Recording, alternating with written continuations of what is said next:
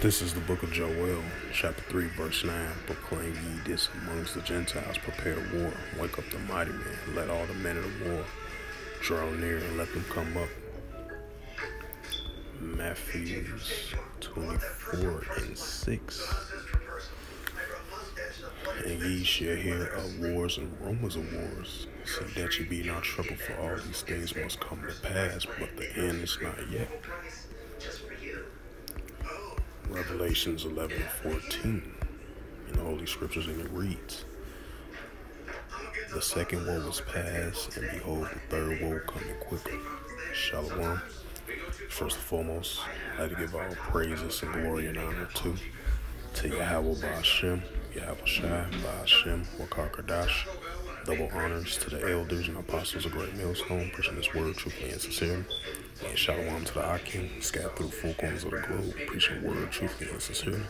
And shalom to the Akim, scattered through the four corners of the globe, that be like unto the speckled bird, preaching the word truthfully and sincerely. Salakia. So yeah, as you've seen, I bring out those scriptures and relates to this news article right here. And this is from the WashingtonExaminer.com. And this was published by Joe Jeek Crink, if I pronounce his name right, Foreign Affairs reporter, October 19th, 2022 at 3:04 p.m. And the highlight of this news article, and it reads in the news for today on October 19th, 2022 at 5:39 p.m. Central Time on this Wednesday afternoon. And the highlight of this news article, and it reads in the news, China's military to prepare for war as Xi Jinping menaces Taiwan. It says China's People's Liberation Army must prepare for war in order to ensure the communist regime various interests, a top military official emphasized as China's General Secretary. Xi Jinping charts the next 5 years of Beijing's policy. The military has maintained a high degree of vigilance, always preparing for war, and resultantly defending the country's sovereignty, security, and development interests. And Chinese Defense Minister General Wei Feng said Wednesday. Feng offered the extortion against the backdrop of the 20th National Congress of the Chinese Communist Party.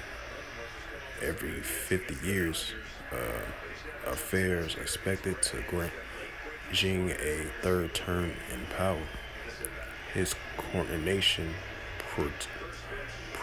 pertains a continuation of policies and behavior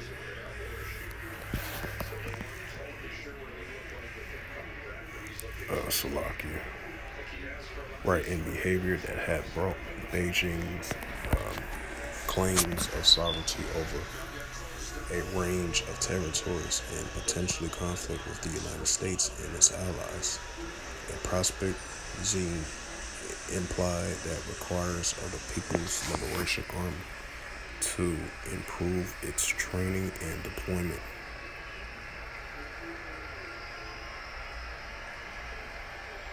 patterns, with intensifying military training under combat conditions, laying out emphasis of joint training, force training, and high-tech training. Xi told the party Congress this week, we will be more adept at deploying out military forces on a regular basis in a diversified way, and our military will remain both steadfast and flexible in its carry-out operations. This will enable us to shape our security posture, deter the manage crisis and conflicts, and win local wars. The U.S. and China strategics have adopted more adversarial outlooks over the last several years as Xi consolidated Beijing's control of Hong Kong, signaling its intentions to bring Taiwan under the Chinese Communist authority, which they have currently right now under the One China policy. As you have still continuing tensions between China and Taiwan, and the United States have tensions between, as China has tensions between the United States as well too, right along with Beijing and Washington over the South China Sea. Sovereignty over the vast majority of the South China Sea, a major swath of water that course between several countries with their own territorial claims, including U.S. allies. There have been a change in the approach from Beijing towards Taiwan in recent years. Secretary of State Anthony Blinken said this week, and instead of sticking with the status quo that was establishing a positive way to fundamentally decision that the status quo was no longer acceptable, that Beijing was determined to pursue a reunification on a much faster timeline. U.S. and China officials are racing to identify and mitigate their vulnerabilities to the kind of power weighed by either side. Xi Jinping's emphasis of military readiness will soon reflect a recognition that China's troops' lack of experience of U.S. forces in operation together in a hostile environment. As Xi paired his message about the military modernization with a series of warnings about his policy regarding Taiwan, the island's democracy that Beijing regards as the final pieces of the Chinese Communist ambition to run over the territory of the last Chinese empire. Because I remember, I believe like 1949 or around 47 or 1949, around that time, when China was fighting the Communist Party, I believe, and then that's how you have Taiwan was separated from, China, and they have their own islands, their own sovereignty and stuff like that, but they still under the One China's policy, and the mainland China still look at Taiwan as part of them. As Taiwan continues to show that they want to be sovereignty, they have their own island, and they're preparing for any type of warnings or attacks potentially that comes their way with their military readiness, just like China as well too. So hey, these tensions are definitely stirring up. That's why I bring out those scriptures of Matthew 24 through 6 to verse 7, Joel 3:9, Revelation 11:14. These things are continuing to build up. Oh, okay. Right.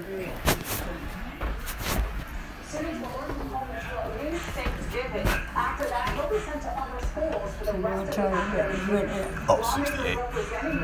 Oh, okay. Yeah, that's decent. Oh, you had to turn it on this way. Oh, okay. Y'all might be gone. You won't be able to do. Right. It ain't no much, y'all. Yeah. On 6 days is better on 7. Right. That's low.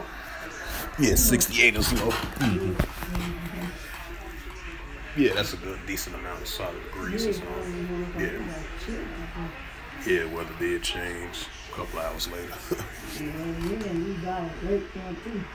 They put it on low, the bill we got. Right. Put it up on 80 and shit like that.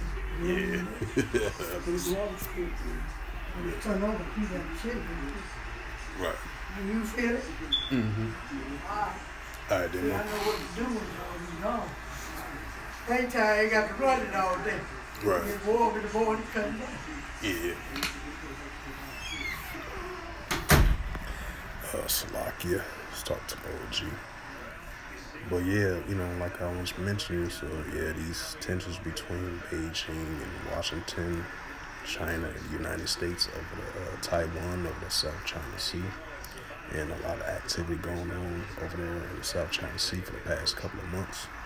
Even though it had calmed down a little bit, but hey, they still, both sides and other sides are still in that readiness of preparing for war, as I brought out Joel 3 and 9, because you're gonna have still continuing tension between China and Taiwan, Beijing versus Washington, China versus the United States.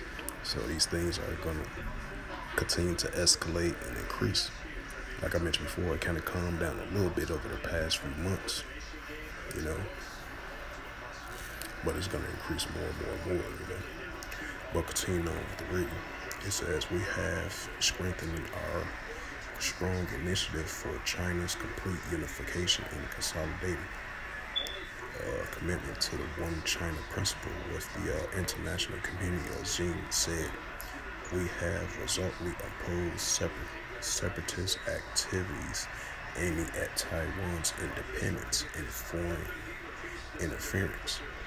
Right, because I believe like 2 months ago, China and Taiwan, they separated from one another, doing importing and exporting electronics and other import goods as well too, along with the United States as well too. I believe China and the United States, they cut military ties from one another and other ties as well too. We have thus maintained initiative and the ability to steer cross-strait relations. It says America's policymakers, for their part, have scrambled to deny economic and technology advantages to Beijing. From then Secretary of State Mike Pompeo campaign smite Huawei's attempt to control Europe's advanced telecommunications infrastructures to President Joe Biden's recent moves to stop China from using our technology and against us and their own people, as a top advisor put it recently. Our competitors are using increasingly sophisticated means to legitimacy to acquire sensitive technology informations and knowing how we must adapt accordingly. White House National Security Advisor Jake Sullivan said last month, giving a fundamental nature of certain technology, such as advanced logic and memory chips must maintain. Right, because I remember Joe Biden signed that deal. I said it was about roughly like a month ago. He signed that large technology chip bill to compete with China as being a top technology of the world, because China is on top of that list as being a number one top technology infrastructure, when it comes to technology, and China is on top of that list, because that's where we get our manufacturing and technology goods and stuff like that, mostly made in China, and the United States trying to challenge that so they can have their own custom-made things in America rather than made in China, so they're in competition with one another. It says we must maintain as large as lead as possible. That technology constraints, raises, and prospect of the detanglement of the United States and Chinese economies, that some observers, including political leaders in the region, fears would rise the likelihood of war by lowering the perceived economic cost of an effect. Right, because you can have economic wars, political wars, agenda wars, straight to the point type wars. So you can have those many different types of wars, clashes between the two different nations, especially the two powerhouses of China and the United States as well too. Continuing on, it says the decoupling is a worry. Singaporean Prime Minister Lee Hassan Hissin Long, if I pronounce his name right, reporters in Australia this week. But we do worry that a valid national security considerations may result in less economic cooperation, less interdependency, less trust, and possibly ultimately a less stable world. It says Xi, while making his own protest against the decoupling, emphasizing his determination to develop an initiative measure to deteriorate the U.S. military in a crisis. We will intensify troop training and enhancing combat preparedness across the board to see that our people armed forces can fight and win. He said, we will establish a strong system of strengthening, deteriorating, and increasing the proportion of a new demand forces with, that's that Joel 3 and 10, let the weak say I'm strong. That's what you're seeing from China, Throughout the years, they've been showing their military strength and upgrading on a lot of things, especially when it comes to their readiness, war type military training readiness, They've been getting stronger throughout the years now. That's why that Joel 3 and 10 is starting to take effect, It says new combat capabilities, speeding up the development of unmanned intelligence combat capabilities and performing coordinating development and applications on the network of information systems. So yeah, the Joel 3 and 10 definitely is coming to full effect. Let the weak say I'm strong. Joel 3 and 9. Wake up the mighty men of these nations, the Gentiles, which is the other nations. Prepare war, wake up the mighty men. That's what Yahweh Shem Shai is doing. Putting the spirit of these nations are getting that preparedness for war, In that Revelations 11 and 14, the second war was past, behold, the third war coming quickly. So we're seeing these things increasing by the days, as the time progresses, So with that, I hope this lesson was edifying with the scriptures, along with the article that I read. Lord willing, it's edifying, like I mentioned again, through the spirit, power, grace, and mercy of the Yahweh Yahushua. And first and foremost, I'd like to give all praises and glory and honor to Yahweh Ba'ashem, Yahweh Shai Ba'ashem, Wakar Kadash. Double honors to the elders and apostles of Great Millstone, preaching this word truthfully and sincerely. And shalom to the Akim, scattered through the four corners of the globe, preaching the word truthfully and sincerely. And shalom to the Akim, that be like unto the speckled bird, preaching the word truthfully and sincerely. And until next time, I will say shalom and a ball.